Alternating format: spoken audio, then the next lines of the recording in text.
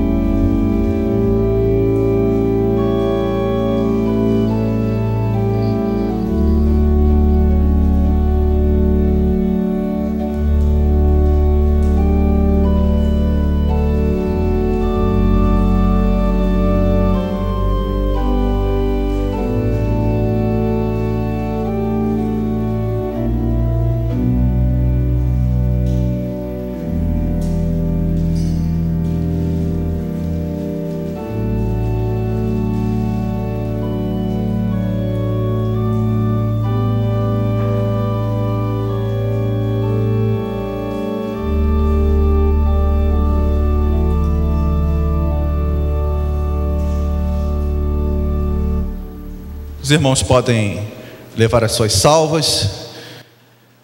Em ti, pois, deposito a minha confiança. Em quem você tem colocado a sua confiança?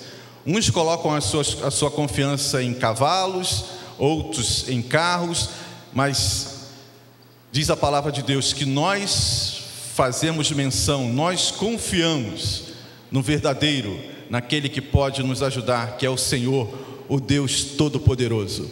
Nós vamos nesse instante, meus irmãos, ter o nosso momento de intercessão. O que é isso? É o momento em que nós temos a oportunidade de colocar diante de Deus as nossas necessidades. E você sabe, tanto quanto eu, que não são poucas as nossas necessidades. Nós há pouco tempo estávamos clamando para que chovesse. Ontem veio chuva e hoje nós nos alegramos, nós agradecemos a Deus, mas precisamos continuar rogando a Deus para que muito mais chuva venha, porque a situação realmente está muito complicada, né? Nós vivemos um momento muito instável, né, no mundo, com, né, a gente ouvindo a todo instante, né, essas ameaças de falta d'água, de falta de energia, coisa que há pouco tempo nós não ouvíamos, hoje nós estamos convivendo com isso.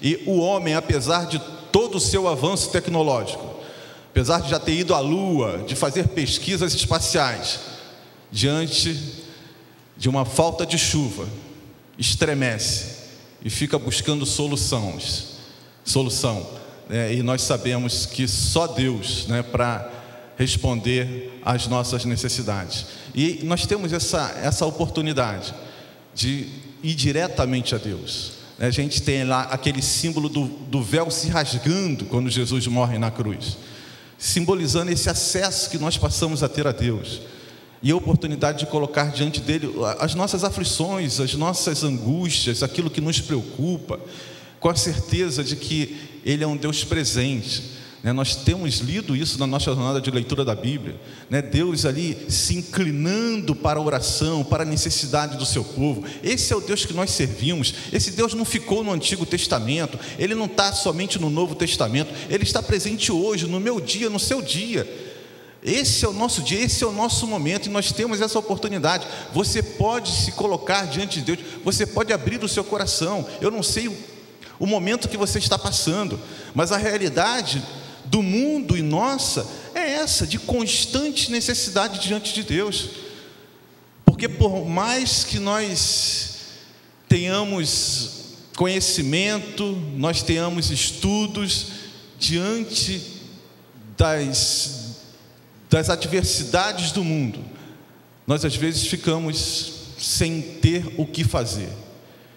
Mas nós sabemos que podemos depositar em Deus a nossa confiança. Então nós vamos cantar. Eu vou convidar a irmã Ione, vou convidar a irmã Severina, né, que é minha sogra. A irmã Severina, no tempo que ela não ora. Então, a irmã Severina é uma mulher de oração, meus irmãos. Eu convivi com ela, né, os irmãos não sabem, mas desde o namoro com a Ione, eu tenho a oportunidade de conviver com a minha sogra, e sempre com essa mesma postura de se colocar diante de Deus, de dobrar os seus joelhos diante dele em toda e qualquer situação. Então, durante o cântico, se você quiser vir aqui à frente, se você quiser se ajoelhar, se você quiser ficar em pé, você tem a oportunidade, né, de abrir o seu coração, né, de derramar o seu coração diante dele, diante das enfermidades que nos acometem, diante dos problemas financeiros, diante dos problemas de relacionamento, né, tantos problemas que nós convivemos, mas Deus pode, e Ele tem a solução para cada um deles.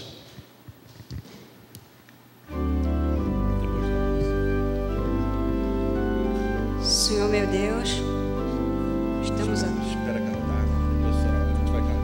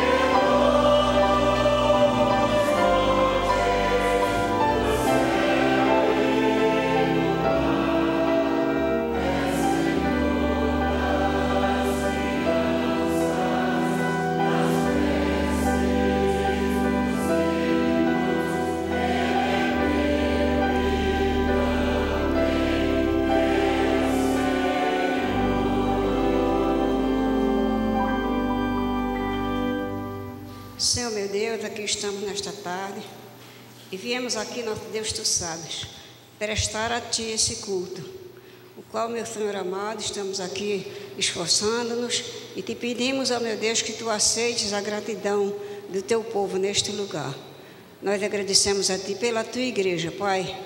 Que coisa maravilhosa, nosso Deus, é a Tua igreja, porque, meu Senhor, não há coisa mais preciosa aqui na terra do que, nosso Deus, a Tua igreja que Tu criaste aqui, meu Senhor.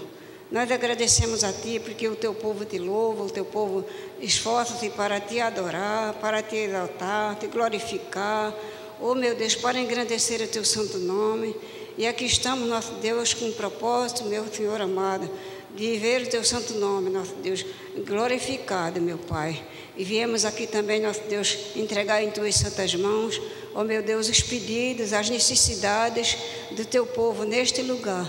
Porque, meu Senhor, Tu sabes, nosso Deus, que aqui presente há tantas pessoas, nosso Deus, com causas, meu Senhor amado, difíceis de serem resolvidas e que só Tu tens o poder de operar, nosso Deus, resolvendo elas.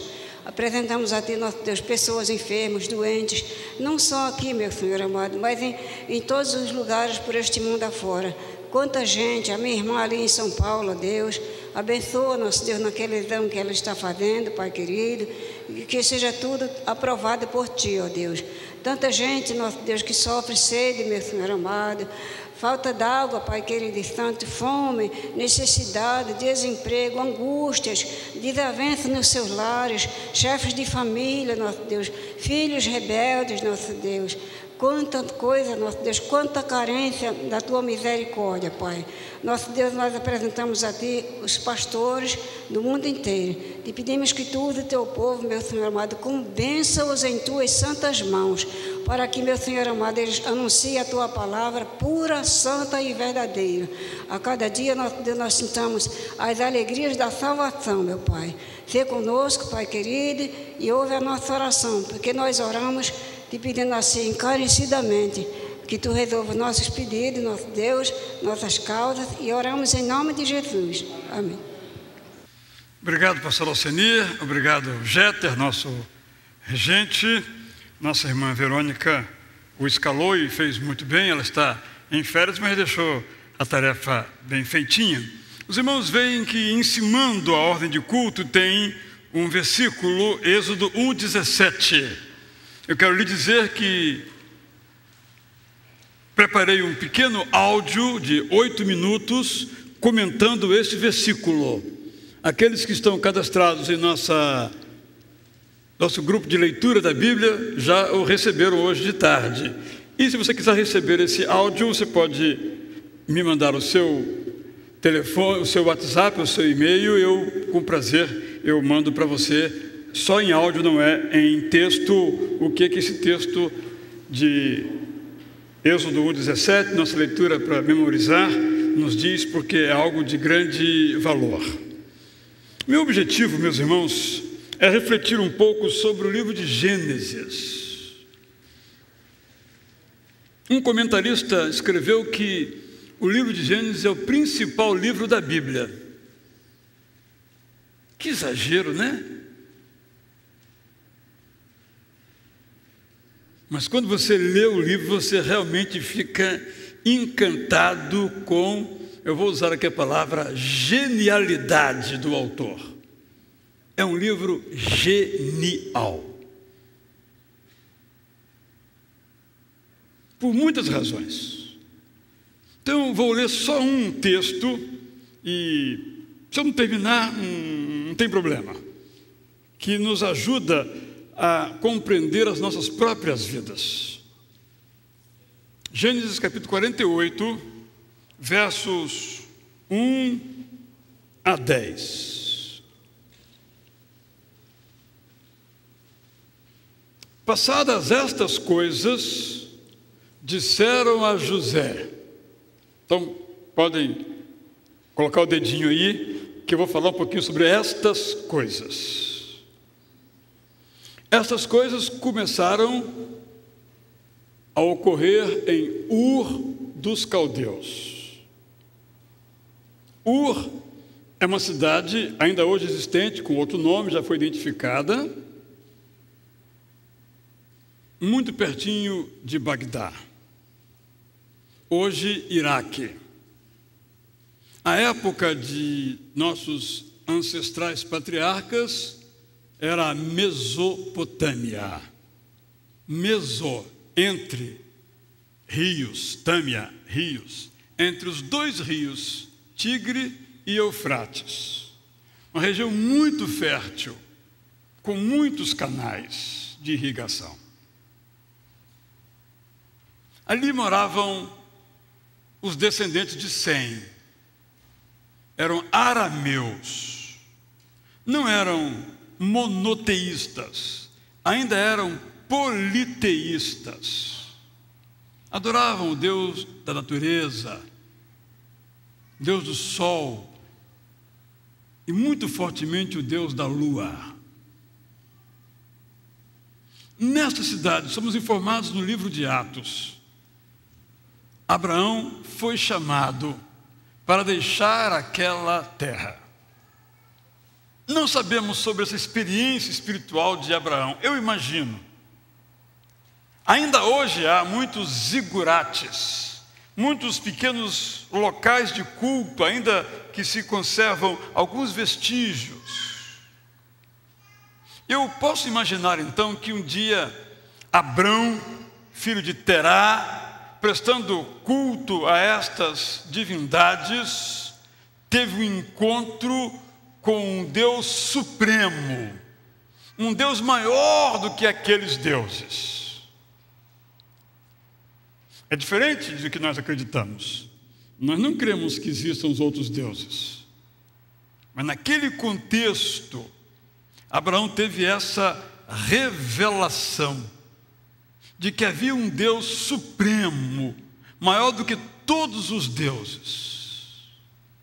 E Abraão começou a adorar este Deus. Estamos no plano da suposição, a Bíblia não registra isso.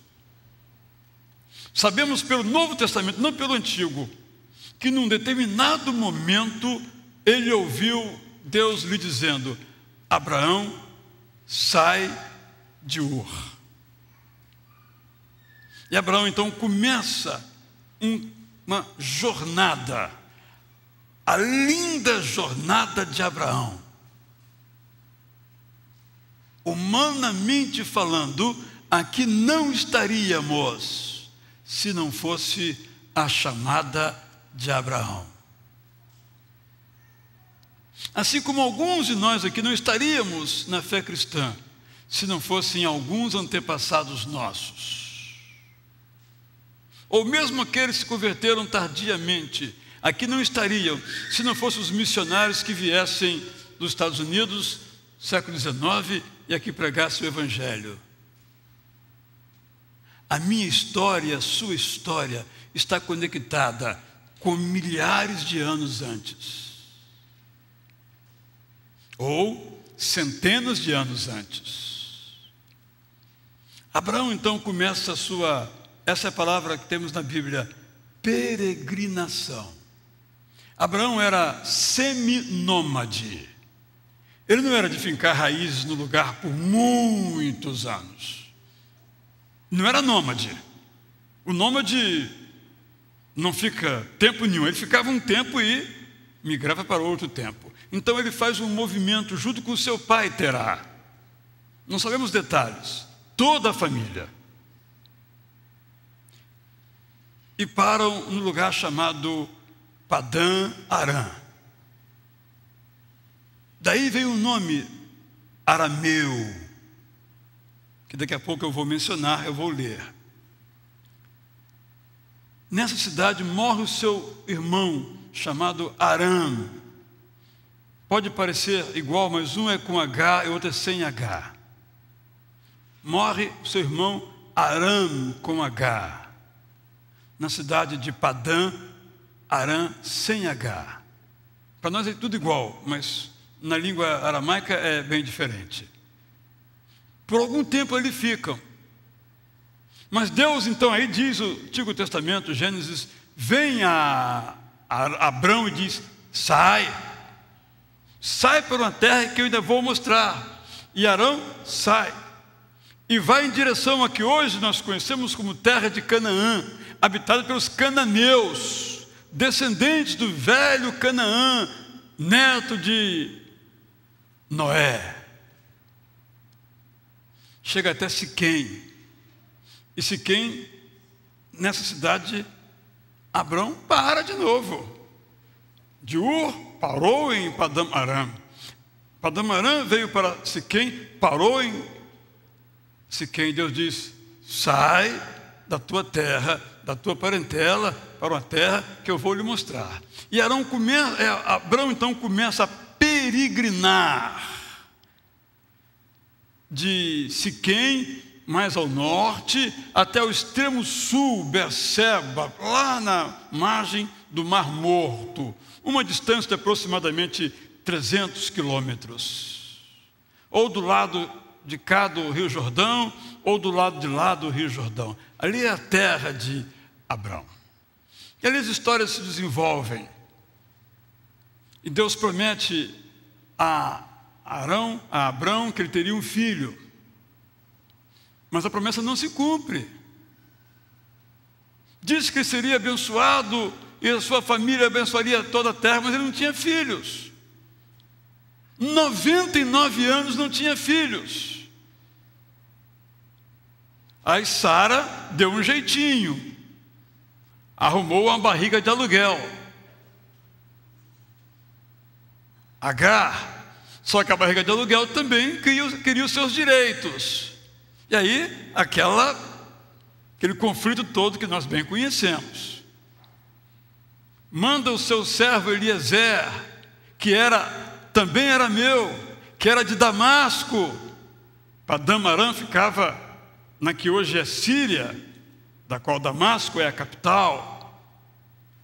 Só que ele vivia aqui no sul. Então, Eliezer, o Damasceno, isto é de Damasco, faz o seu caminho de volta até Padam Aram para buscar uma esposa para o filho dele, que nasceu aos 100 anos, Isaque.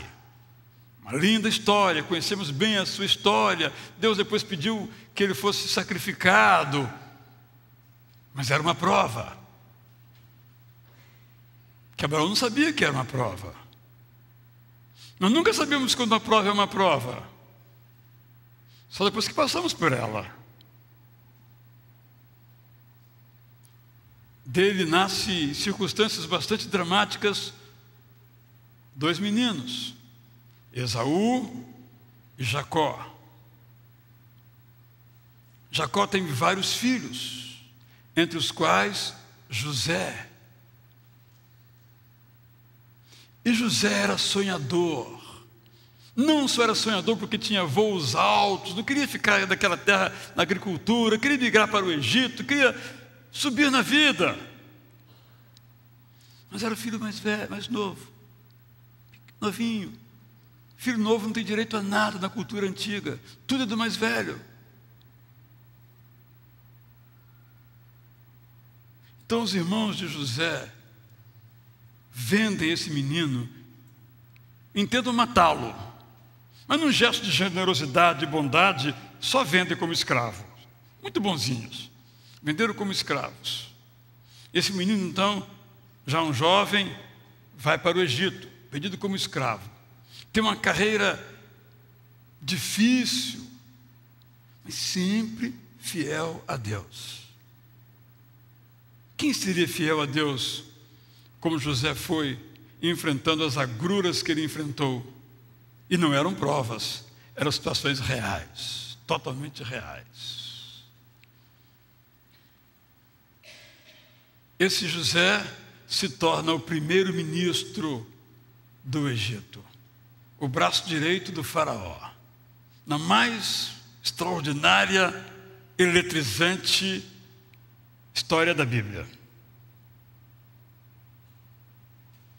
De novo a fome bate em Canaã. Era uma região fértil de um lado, desértica de outra, muito sujeita às variações do tempo, a agricultura dependia da chuva. Houve uma fome. E para não morrer os filhos de Jacó, já essa época chamada de Israel, seu nome foi mudado depois daquela experiência bonita no Val do Jaboque, que é um riozinho hoje seco, que deságua no Rio Jordão, já perto do Mar da Galileia. Esses seus filhos vão para o Egito para não morrer, comprar comida. Jacó era rico, Jacó tinha dinheiro, mas não tinha comida. Então, ocorre aquela história que nós conhecemos bem, essa história. E Jacó então se revela aos seus irmãos: eu sou José, aquele que vocês venderam. Mas não se preocupem, não foi ruim o que vocês fizeram. Foi Deus quem fez isso para que hoje vocês pudessem, todo o meu povo, ser livre. Eu não consigo ler essa história, contar essa história sem chorar. Eu não consigo. Eu até tento, mas eu não consigo. E agora então, passadas estas coisas, Israel ou Jacó se encontra com o seu filho. O filho estava morto. Assim inventaram os seus irmãos. Passadas essas coisas, disseram a José: teu pai está enfermo. Então José tomou consigo os seus 2 filhos, Manassés e Efraim, nascidos no Egito, filhos de Asenate, uma mulher egípcia que o faraó lhe dera. E avisaram a Jacó: eis que seu filho José vem ter contigo. E esforçou-se Israel, isto é, o outro nome de Jacó, e assentou-se no leito. Ele estava velhinho, já adoentado, já não conseguia ficar firme naturalmente. Disse Jacó a José, versos 3 e seguintes. Este é o resumo que Jacó faz da sua própria vida. O Deus Todo-Poderoso me apareceu em luz, ou Betel, na terra de Canaã, de onde estavam distantes, agora me abençoou. E me disse, aspas, eis Jacó que te farei fecundo, te multiplicarei e te tornarei multidão de povos. E a tua descendência darei esta terra em possessão perpétua. Agora, pois, os teus 2 filhos que te nasceram na terra do Egito, antes que eu viesse a ti no Egito, são meus. São meus filhos. Efraim e Manassés serão meus filhos, como Rúben e Simeão, os filhos mais velhos de Jacó. Mas a tua descendência que gerarás depois deles, isto é, teus netos, bisnetos, será tua. Segundo o nome de um dos seus irmãos serão chamados na sua herança. Se lembram que não há uma tribo de José. Há os benjamitas, os levitas, os rubenitas, os danitas, mas não há os joseitas. Porque há os de Manassés, dos filhos, e os de Efraim, o outro filho. As 11 tribos que cuidariam da terra, porque a de Levi cuidaria do sacerdócio, viraram 12, por causa da bênção de Israel, Jacó, sobre os netos dele, os filhos de José.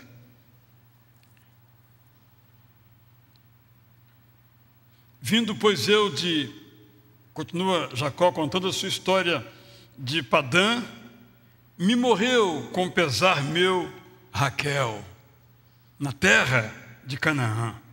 No caminho ainda havendo pequena distância até chegar a Efrata, sepultei ali no caminho de Efrata, que é Belém, onde nasceria o Messias. Tendo Israel, isto é, Jacó, visto os filhos de José, disse: quem são estes?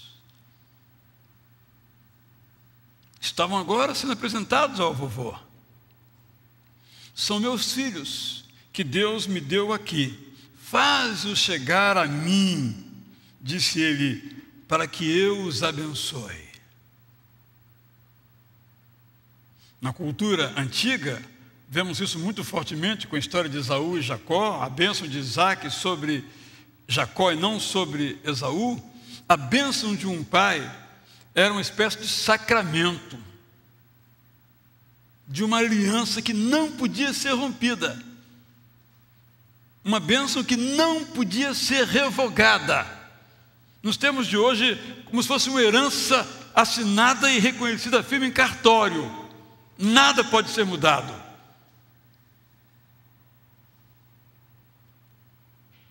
Quem são estes? José respondeu ao seu pai: são meus filhos que Deus me deu aqui.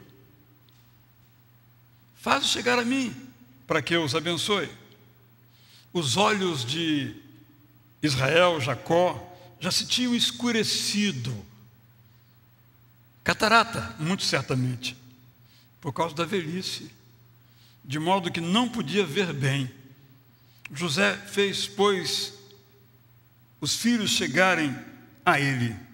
Ele os beijou e os abraçou. Essa história, que corresponde a aproximadamente 360 anos, resumi em alguns poucos minutos, nos ajuda a pensar na óbvia percepção que cada um de nós tem uma história. Quando é que ela começou? A história de Israel Belo de Azevedo não começou no dia 9 de junho de 1952. Eu não sei quando ela começou. Eu sei de algumas coisas da minha história. Como a minha história não é tão importante quanto a de o outro Israel, não tem esses registros. Mas ela começou antes de mim. Do meu lado paterno, eu tenho poucas informações. Conheci minha avó Augusta, que viveu muitos anos nas Minas Gerais. Estive com ela poucas vezes, não convivi com ela. E não conheci o meu avô Silvério, que se suicidou quando meu pai tinha 8 anos de idade, com um tiro atrás de um toco, é o que dizem as crônicas da família. Mas conheci muitos meus avós maternos. Dona Maria, uma cabocla de cabelos lisíssimos, mais negra do que eu, cabelos lisos. Diz a crônica familiar, que eu não sei se é verdade, que a mãe dela foi pega a laço no mato como índia para servir aos senhores na cidade. Se é verdade, nunca saberei. O meu avô, também um pouco mais escuro do que eu, cabelo, perdoe-me aqui quem é da minha cor, horrível, né? Duro, cabelo ruim, como se diz preconceituosamente. Só estou colocando os termos aqui. Era um fazendeiro,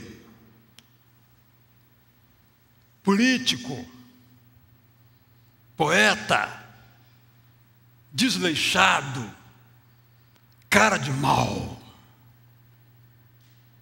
cara muito feia, muito sério. E conta também a crônica que ele era vereador lá no Espírito Santo e o prefeito mandou o motorista com um jipe buscá-lo. Então meu avô sentou atrás e o motorista foi à frente só olhando no retrovisor. Onde é que esse cara vai me matar? Porque a cara dele realmente era muito feia. O que explica algumas coisas aqui, é claro, né? Era uma alma bondosa. E eu fui criado nesse contexto, junto com os meus avós maternos. Então eu almoçava na casa da minha avó às 10 e pouca, e na minha casa de verdade, sabe-se lá que horas. Meus pais, meu pai era dentista prático. Isso era possível ainda nos anos 50, no Espírito Santo. Ele aprendeu a prática de dentista, arrancar dente, prótese, fazia todo o trabalho de um dentista com os conhecimentos que ele adquiriu ali na sua experiência prática. Fez só o primeiro grau naquela época, mas tinha uma imensa, para mim, à época, biblioteca lá em casa. Muitos livros. Muitos livros.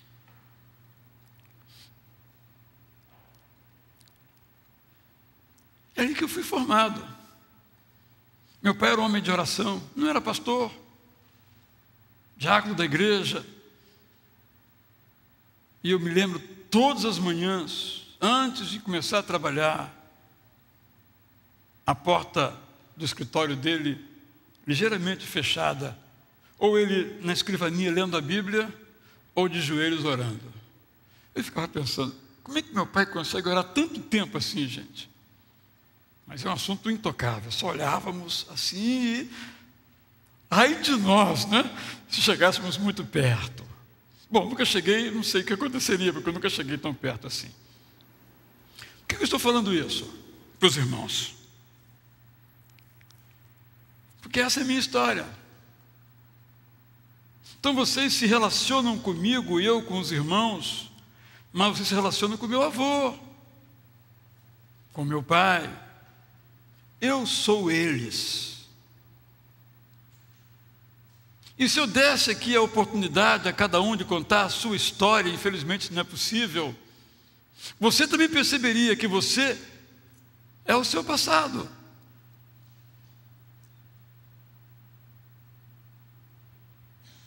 O que é que nós fazemos com isso? Então, eu estou dizendo que nós precisamos contar a nossa própria história.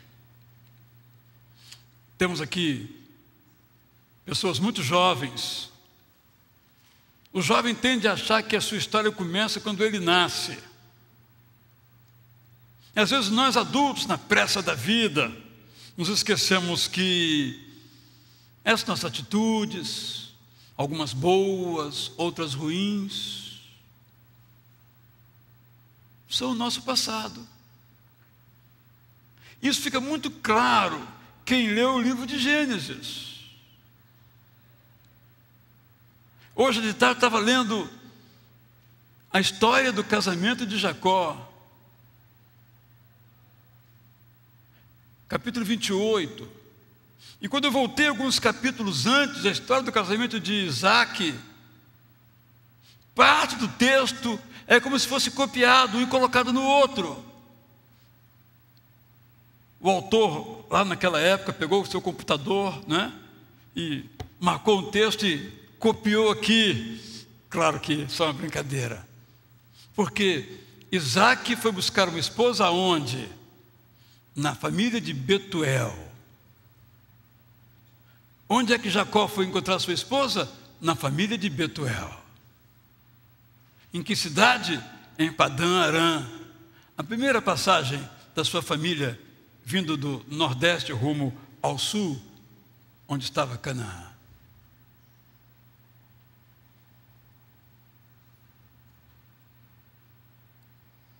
Não é por acaso.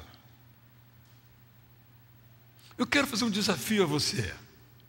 Vou fazer algumas aplicações, mas quero fazer um desafio a você. Conte a sua história. Escreva a sua história. É bacana que o nosso modelo seja um modelo bíblico. Porque se eu fosse Jacó e fosse contar a minha história, eu omitiria algumas coisas. Eu reescreveria aquela história com Esaú para eu não ficar tão mal na história. Mas a biografia da Bíblia é a biografia verdadeira. Nós precisamos de nos encontrar com nossas histórias verdadeiras. E nem devemos ter vergonha se em nosso passado há histórias que não deviam ser contadas, porque não são as nossas histórias. Eu não tenho vergonha de dizer que o meu avô se suicidou. Não fui eu, foi ele, a quem não conheci. Mas eu preciso contar essa história para eu entender um pouquinho quem eu sou. Por que eu reajo de algum modo ou de outro modo, embora sequer o conhecesse? Meu desafio a você é: escreva a sua história. Não estou propondo aqui fazer árvore genealógica, não, no passado, não é isso que estou dizendo, não. A história que você conhece, a história que você conviveu. Escreva a sua história. Eu tive o privilégio, por ser o pregador, de contar a minha. Conte-me a sua, escreva-me a sua história. E você vai ficar surpreso quanto você não é tão criativo quanto você pensa que é. Que as suas decisões não são, na verdade, suas decisões, no sentido de que já foram tomadas antes. Alguém já fez igualzinho você está fazendo agora. Não há problema nenhum nisso. O importante é que nós, nessa história, reconheçamos o que aconteceu e digamos: eu quero ser assim, ou eu não quero ser assim. Esta é a minha história, mas eu não quero que a minha vida seja desse modo, do meu pai, ou do meu avô, ou do meu bisavô. Eu quero escrever uma outra história, mas eu tenho que saber que essa história faz parte da minha vida e pode me levar a tomar decisões hoje que eu sequer sei por que estou tomando. Talvez alguns estejam se perguntando: onde ele quer chegar com isso? Eu só quero dizer que a sua história não começou quando você nasceu, e que as suas decisões não são fruto de uma livre vontade de modo absoluto. Há condicionantes pelos exemplos, escritos ou não, na sua vida hoje. E não há nisso nenhum problema, que todos somos assim. Isaac esteve em Gerar, governada por Abimeleque, acompanhado de sua esposa Rebeca, que era muito bonita. O que ele faz? Rebeca, quando chegarmos lá, você diga que é minha irmã, tá? Para que eles então não façam mal a mim e a você. Essa história de quem mesmo? De Isaac? Abrão faz a mesma coisa duas vezes, com Faraó e com Abimeleque. Aí alguns dizem: não, é a mesma história, só trocaram os nomes. Não, não é a mesma história, não. Os finais são completamente diferentes. É só ler com atenção. Aquele hábito de resolver as coisas do seu jeito, no caso mentindo, Isaac, o grande Isaac, aprendeu com o grande Abraão. Porque essa história nos mostra, meus irmãos e minhas irmãs, que nós temos muitas qualidades, eu e você, mas que temos defeitos. E quando nós contamos as nossas histórias, aparecem os defeitos. Mas nós só somos capazes de mudar se nós temos percepção dos nossos defeitos. Por isso, é extraordinária a Bíblia no seu modo de contar a história. É a história como ela é, não como nós gostaríamos de ser. Davi é o homem segundo o coração de Deus. Mas olha a sua biografia.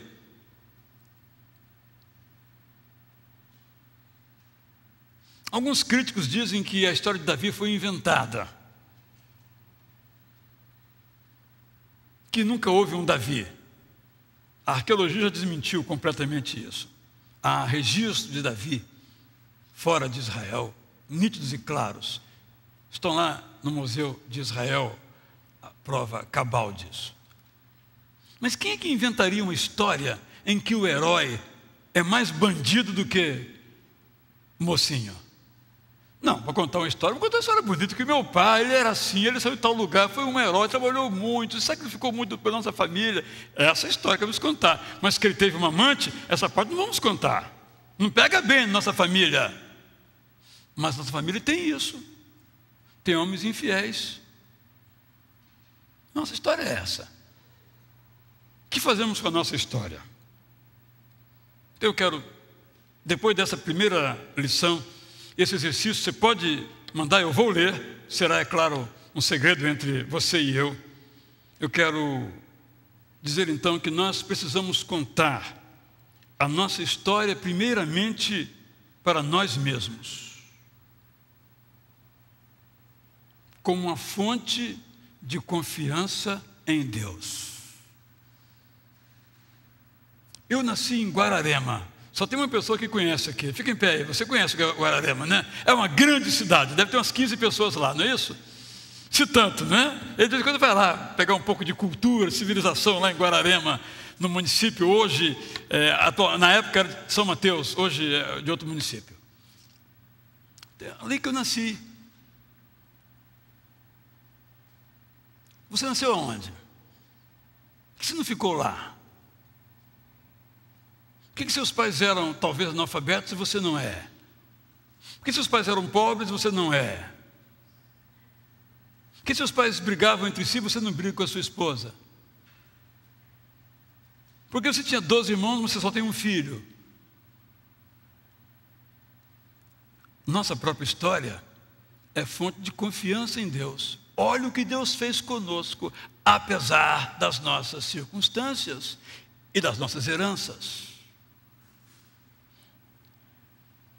Nossa história contempla momentos alegres e tristes. Nessa narrativa que eu li, de Hebreus 48, de repente, Jacó põe a história da perda da sua esposa. Ele teve várias mulheres, mas de Raquel, ele não se esquecia. E ainda ali, depois de muitos anos, com 147 anos, foi o quanto ele viveu, ele se recordava da esposa que perdera talvez há uns 30 anos. Porque a nossa história é feita de perdas. Todos nós perdemos pais, alguns aqui perderam recentemente, ou há algum tempo, perdemos filhos, nossa história atual, aqui na igreja. Essa é a nossa vida. Mas quando nós olhamos a história no seu conjunto, nós vemos o que é que Deus foi fazendo em meio a essas circunstâncias. Mas ainda, Deus nos abençoa e nós abençoamos os nossos filhos e netos. Encontrei-me recentemente em outra cidade com uma pessoa lá do Espírito Santo também, a quem não conhecia, mais novo do que eu, que contou a sua história de por que saiu da igreja. Deu lá os seus motivos. Aí eu disse, pois é, né? Agora os seus filhos não têm a fé que você teve e deixou por algumas questões. Você não deixou a fé, deixou a igreja. Eles não têm nem a igreja nem a fé. Mas não são só eles. Os seus netos também. Os seus bisnetos também. Por uma decisão que você tomou, se achando injustiçado. Não vou discutir essa questão. Vou dizer que você não está abençoando os seus filhos, como você foi abençoado pelos seus pais. Jacó então chama os seus netos para os abençoar.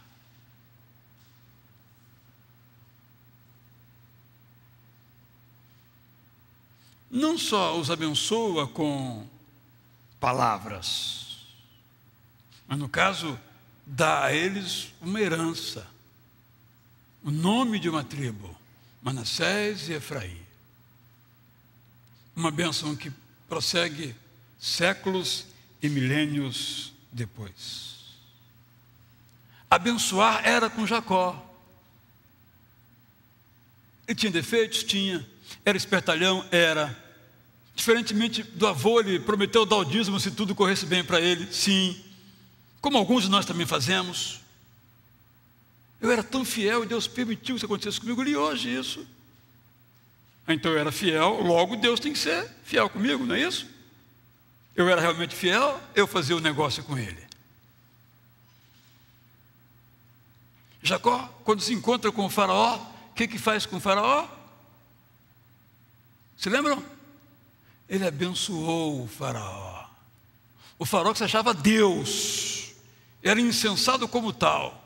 Ele abençoou o faraó. Abençoar era com Jacó. Linda história de homem que abençoava. E José aprendeu com ele. José era agora o poderoso. Os seus filhos agora também eram poderosos. Filho de príncipe, príncipe é. Mas ele vai buscar os seus filhos e leva os seus filhos ao seu avô para honrar o seu avô. José não os buscou, vem cá, meu pai, abençoa aqui os meus filhos. José não sabia o que ia acontecer. José foi buscar os seus filhos, a quem o pai não conhecia, para honrar o seu avô.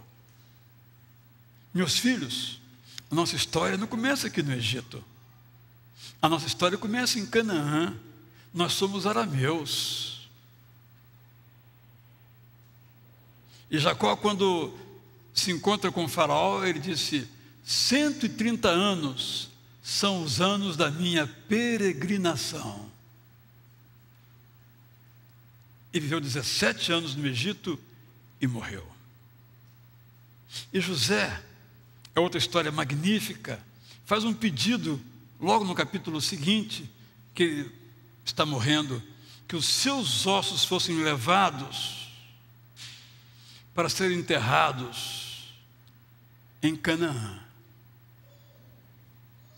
E quando Moisés conduz o povo pelo deserto, ele conduz o baú contendo o corpo embalsamado de José. E vai sepultá-lo aonde? Em Macpela, nos carvalhos de Manre, onde estavam primeiramente Sara, depois Abraão e Isaque. Uma história de muitos séculos, que a Bíblia resume em alguns dos seus capítulos. José também era alguém que sabia que a sua história não era agora que ele era poderoso e forte. Começava lá quando seu pai era um peregrino na terra de Canaã. Arameu, como seu pai, como seu avô, Abrão, saído de Ur, dos caldeus. José ensina os seus filhos a respeitarem os seus avós.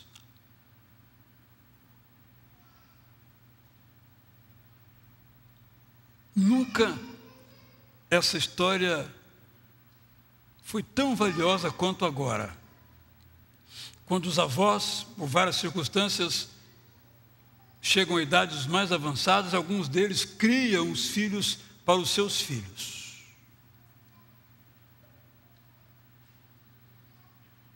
E é dever de cada filho hoje ensinar o seu filho a reverenciar amorosamente o seu avô.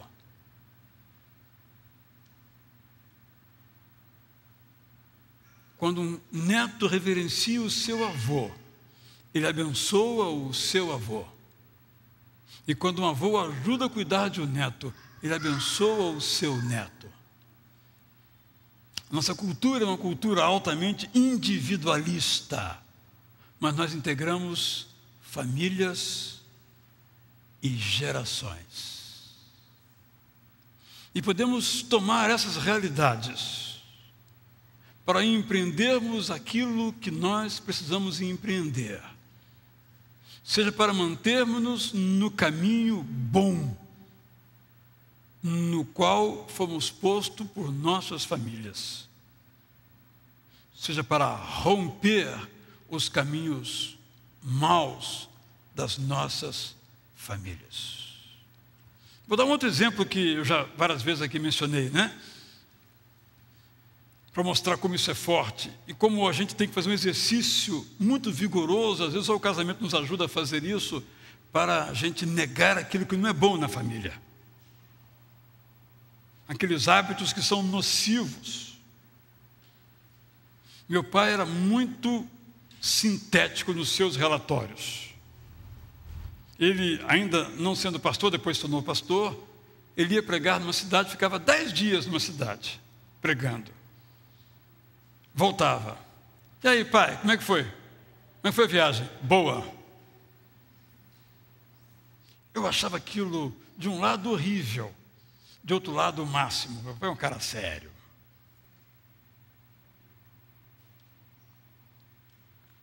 E durante muito tempo eu achava o máximo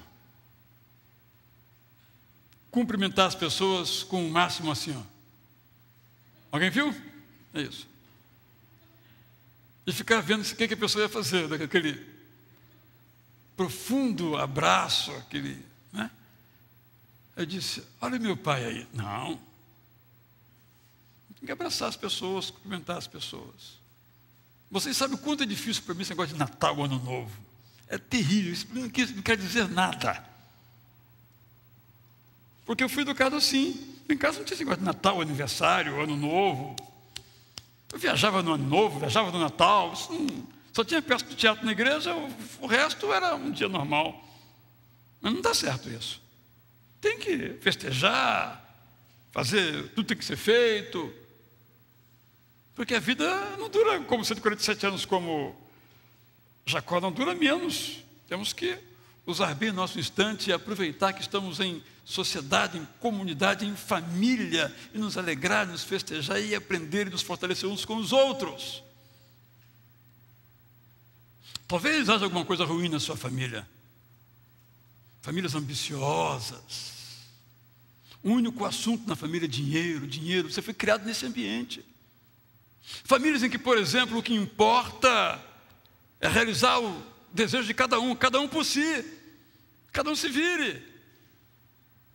E você aprendeu nesse contexto de hostilidade, inclusive. E você acaba preservando isso. A menos que você diga, não. Essa foi a minha história, mas não será mais a minha história. E aqui temos conflitos. Porque às vezes o nosso cônjuge, nosso marido ou nossa esposa percebe coisas em nossa família que nós não percebemos, acostumados naquele padrão.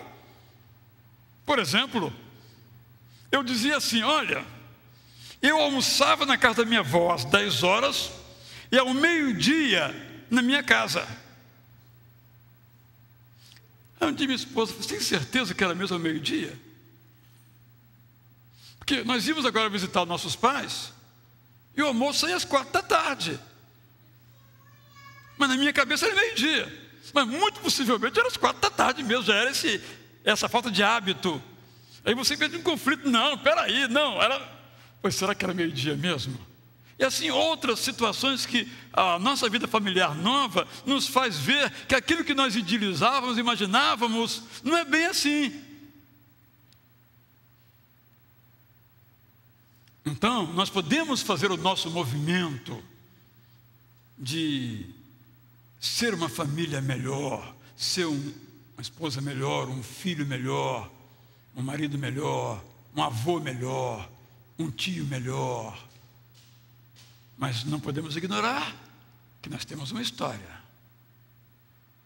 Mas não podemos atribuir as nossas manias, nossos modos errados à nossa história, que as decisões são nossas. Nós conhecemos e dizemos, esta não será a minha história, ou esta será a minha história. Então, pense nisso. E eu mantenho o convite desse segredo entre nós, de você desejando me contar a sua história, escrever-me e dizer então qual é a sua história. E cada um, eu aqui ouvi os rostos balançando, pôde fazer as suas aplicações.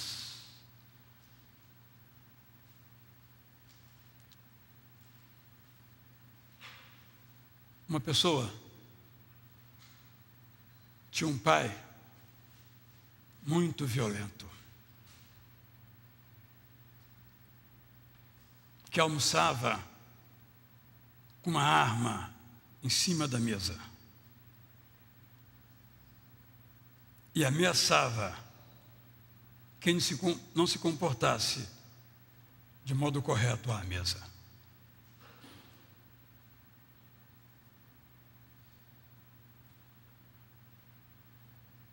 Até hoje, 6 décadas tendo passado na vida dessa pessoa, ele tem medo. A arma está sobre a mesa ainda e pode ser disparada. Quando ele me contou essa história, ele não tinha percebido que a arma continua sobre a sua mesa. Ele começou a tirar então a arma da mesa. O pai está morto há muito tempo. As nossas histórias podem nos elevar ou podem nos derrubar. A Bíblia é um livro de histórias. Isso é o Antigo Testamento. Temos o Novo Testamento, com lindas histórias, e a maior delas é a história de Jesus. E a nossa história se entrelaça com a história de Jesus, porque a história de Jesus redime, restaura a nossa história. O hino que vamos cantar agora diz exatamente isso. Será a nossa maneira de, quando cantamos, darmos graças a Deus pela nossa história e colocar as nossas vidas diante de Deus, para que Ele, em nossa história, faça aquilo que quer fazer. Às vezes, milagres. Às vezes, salvação, porque estamos perdidos, como mostra a música desse hino. Eu não sei.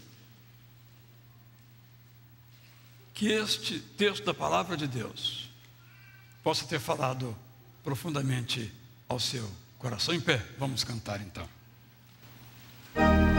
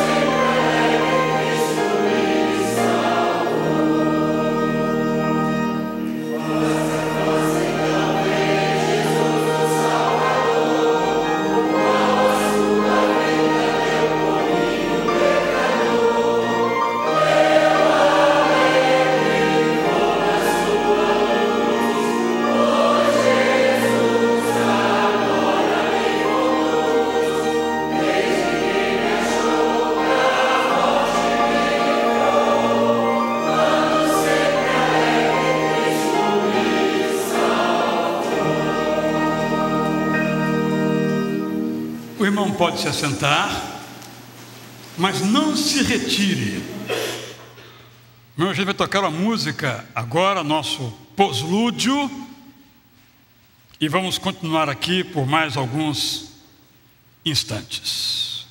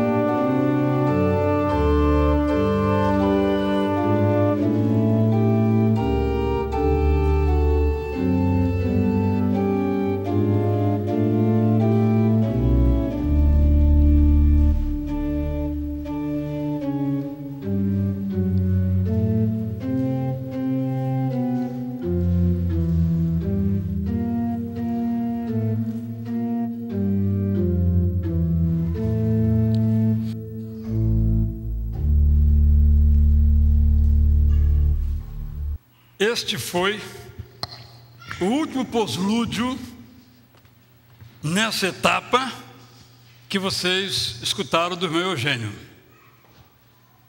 Porque ele está indo morar em outro país e vai, então, domingo já não virá mais aqui, porque já viaja para este outro país.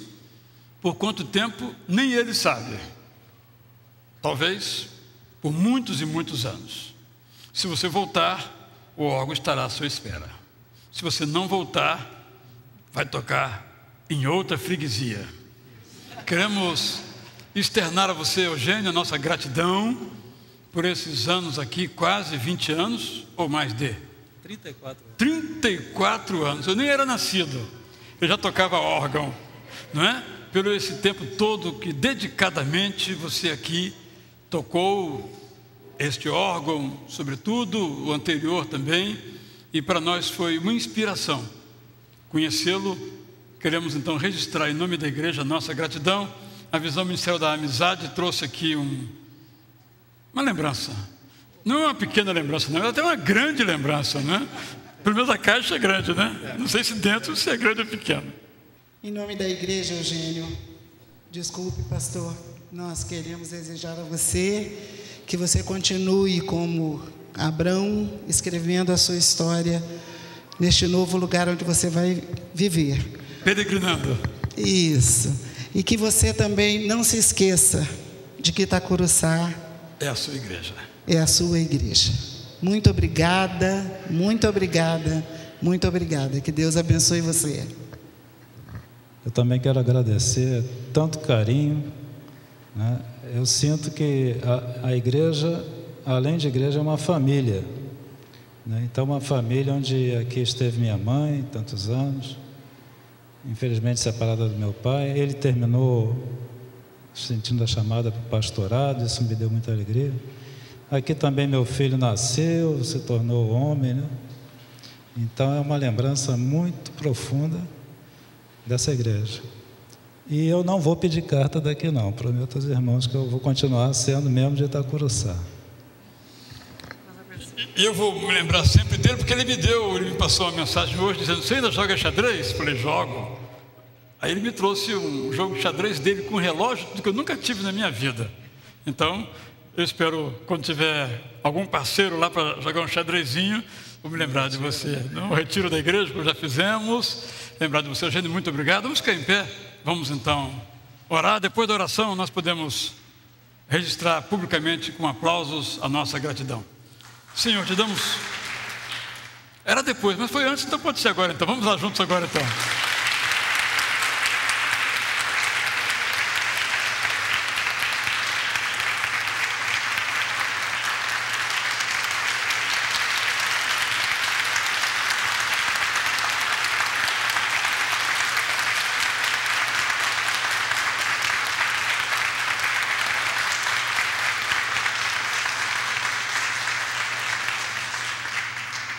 Sabe, meus irmãos, há muitos anos eu li um livro de Bill Hybels chamado Liderança Corajosa, um livro muito bom.